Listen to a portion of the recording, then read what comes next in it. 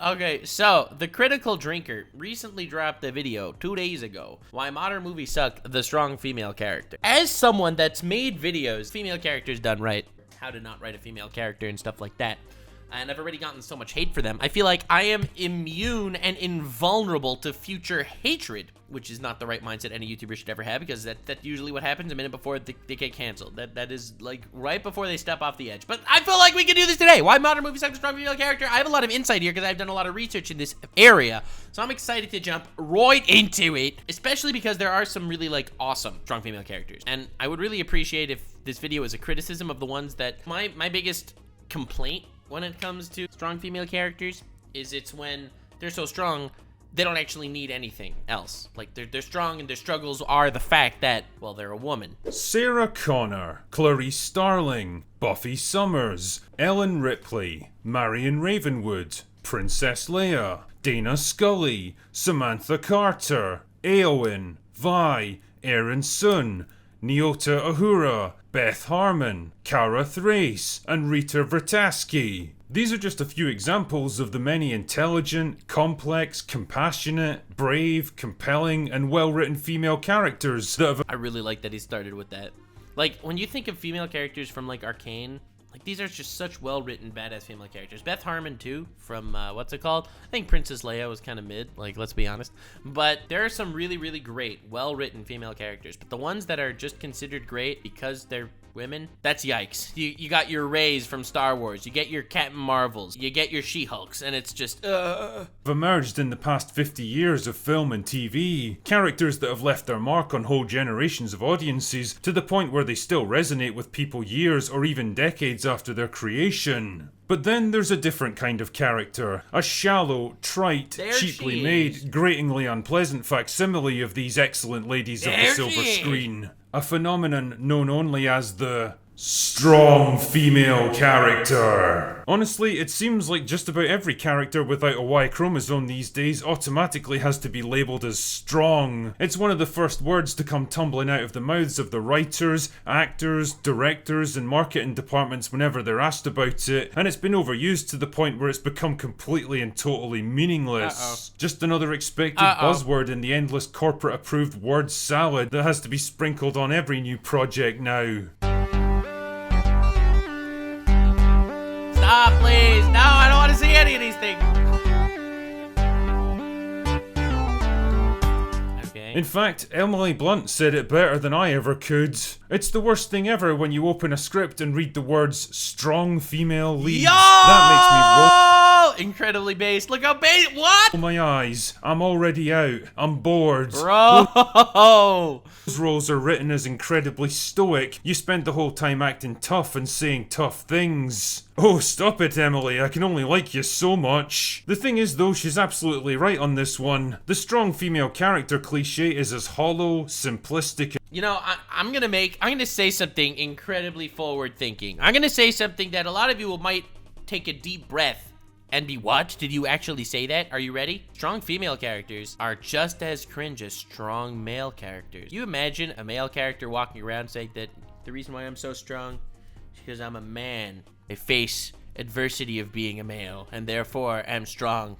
And then, you know, is just the strongest person in the universe. All the villains just crumple before him because, you know, he's a man. That would be just as cringe. And meaningless as all those soulless corporations that'll happily use social movements as an excuse to sell you more useless tat that was probably made in an Indian sweatshop. But why is this happening? What is it that makes a good female character different from a strong female character? Well, let's explore this together, shall we? The first problem is one of competency. See, one of the core elements of any character arc is presenting them with a challenge or difficulty that they have to overcome, whether it's an opponent to be defeated, a goal to be reached, or even a personal failing or weakness that has to be tackled. All of this stuff requires the character to grow or change in some way to become better than who they were before. They'll often be given some kind of mentor figure to guide them on their path, and they're likely going to struggle and fail along the way. It's all part of the learning process, and the more you see a character suffer setbacks and personal failures, the more you tend to empathize with them. It's basic human nature. Storytellers have known this for thousands of years, which is why most stories tend to follow the same basic structure, taking the audience on an emotional roller coaster and delivering a satisfying payoff by the end. But you see,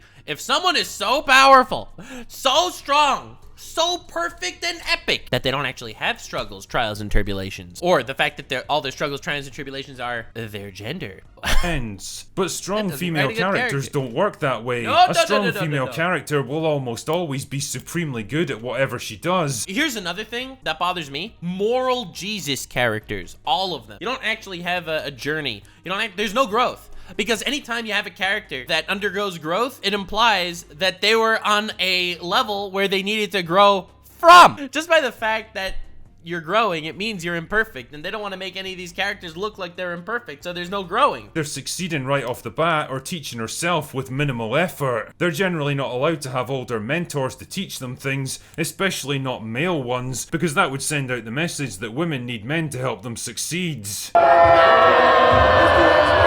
The result is a character that doesn't really face any serious struggles or challenges or suffer major setbacks that they have to bounce back from. They're almost never allowed to fail because the writers incorrectly associate failure. I pray that wasn't from Mulan. She was some badass epic swordswoman when she was a child that literally completely negates her entire story arc. It was the fact that despite the fact that she was physically weaker and not accepted, she fought and persevered to struggle for her family's sake and take up the sword so her father wouldn't. No, it hurts so badly like I do. No. Back from. They're almost never allowed to fail because the writers incorrectly associate failure with weakness rather than seeing it for what it actually is, a necessary part of personal growth. Failure itself doesn't define the character, it's how they react to it that matters. And if there's no failure, then there's no chance for growth and development. What strong female characters tend to focus on instead is self-actualization. The idea that she already has everything she needs to succeed, and all that's required is to let go of the limitations imposed on her by others. The message to the audience is simple. You're perfect the way you are, and it's the rest of the world that has to change. Nice one. Can't see that backfiring for people when they try to apply that to their real lives. Take Captain Marvel forcefully removing the control chip that keeps her powers contained. It's a symbolic gesture of the strong, empowered woman throwing off the shackles imposed on her by society so that she can realize her true potential. It's a nice idea that probably had the writers patting themselves on the back, but the problem is that when you remove struggle, failure, weakness, and vulnerability, you don't leave the audience with a whole lot to empathize with. We don't need to feel invested in whether a strong female character is going to succeed because the writers give us no reason to question or doubt it. And what you end up with instead is an empty shell of a character with the It's not even about the wondering if they succeed. It's about them overcoming some flaw in themselves. Everyone has their own flaws. That's what makes these characters, actually attractive. It's the fact that you can relate to them struggling to overcome their flaws. Official appearance of strength and empowerment, but nothing substantial or meaningful driving it. And it all just comes across as wish fulfillment, the desires and angst of the writers to see their character do the things they always wished they could do. And if you want an extreme example of this, just watch an episode of She-Hulk. No, don't. No, don't. Please don't. Please.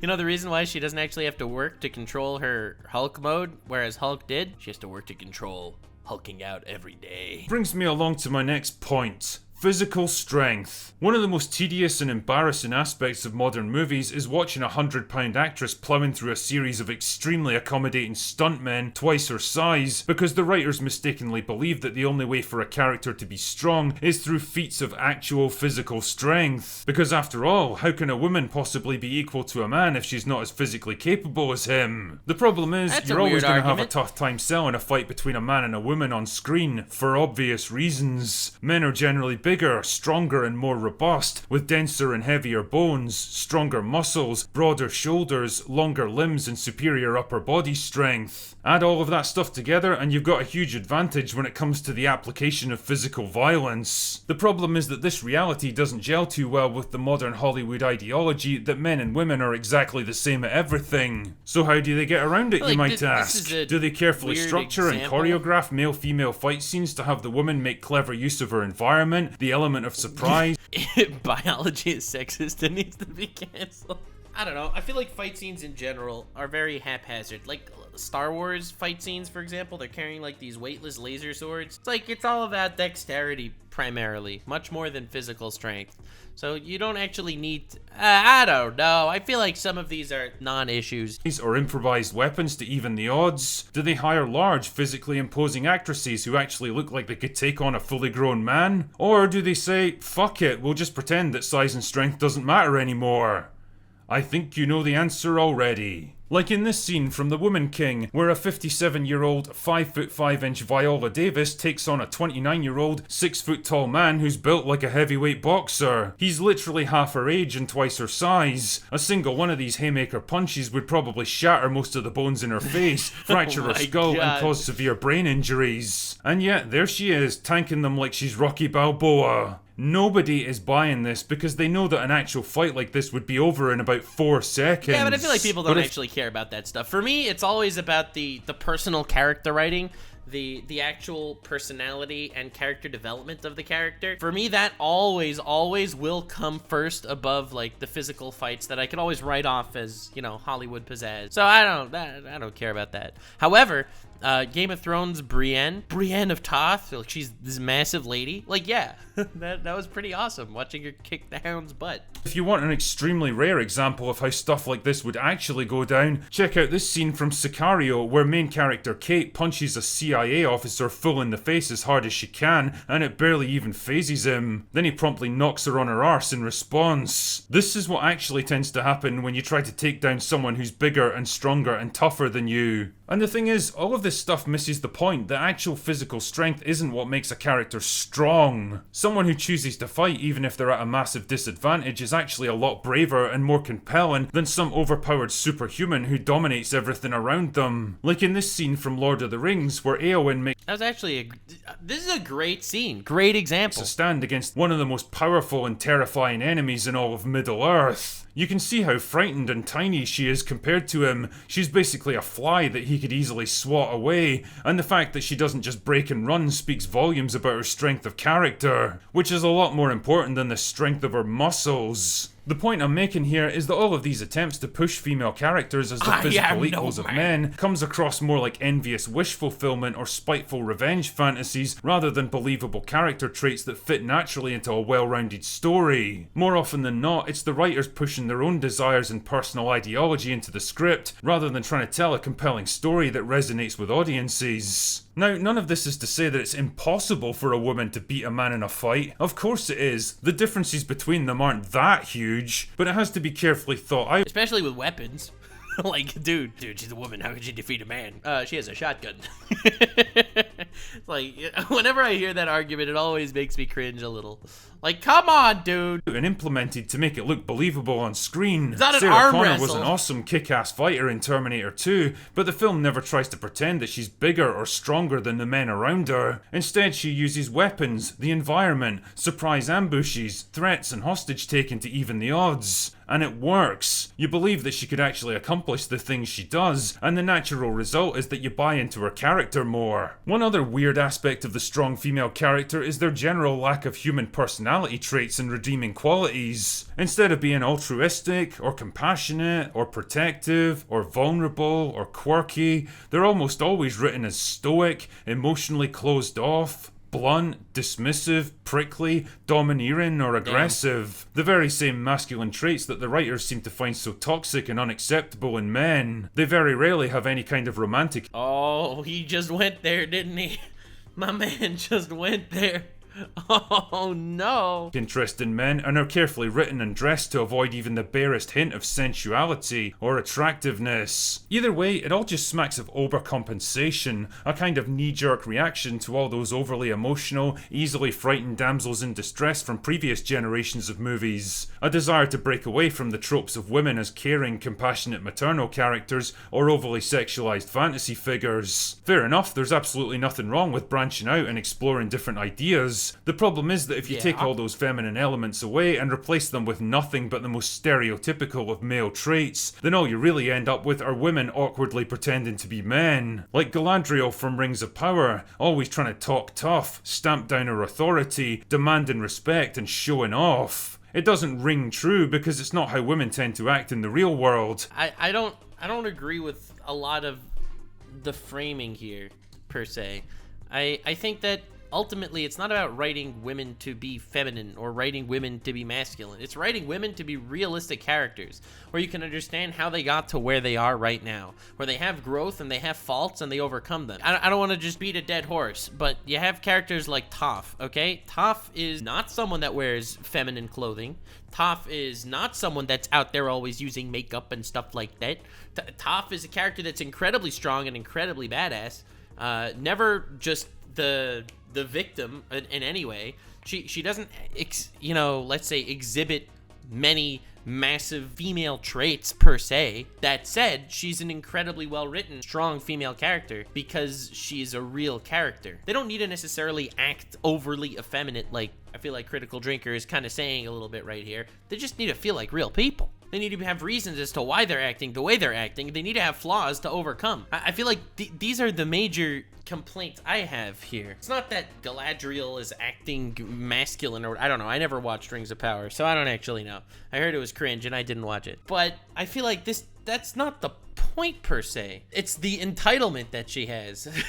It's the fact that there were no struggles that she went through to make her who she is. Audiences know it, and if Emily Blunt's comments are anything to go by, the actresses trying to play these roles know it too. Again, none of this is to say that you can't have assertive and authoritative female characters who speak their minds and fight their own corner, but you have to give them more than just the superficial facade of toughness. Just like how making them more physically powerful diminishes their bravery, and removing their challenges, weaknesses and failures eats away at their relatability, so removing their emotional complexity and vulnerability makes them less likable. And the end result of all this is characters that are weirdly bland, sterile, sexless, emotionless, joyless, arrogant, condescending and unappealing. People might not always be able to put into words what exactly is missing from them, but they know instinctively that what they're being shown just doesn't feel right, and it doesn't connect with them. And the more Hollywood tries to force these characters on us, the more people are rejecting them. It's kind of ironic when you think about it, that the strong female character should ultimately turn out to be their biggest weakness. Anyway, that's a all nice I've got final for point. today. I like Go that. away now. That was fine.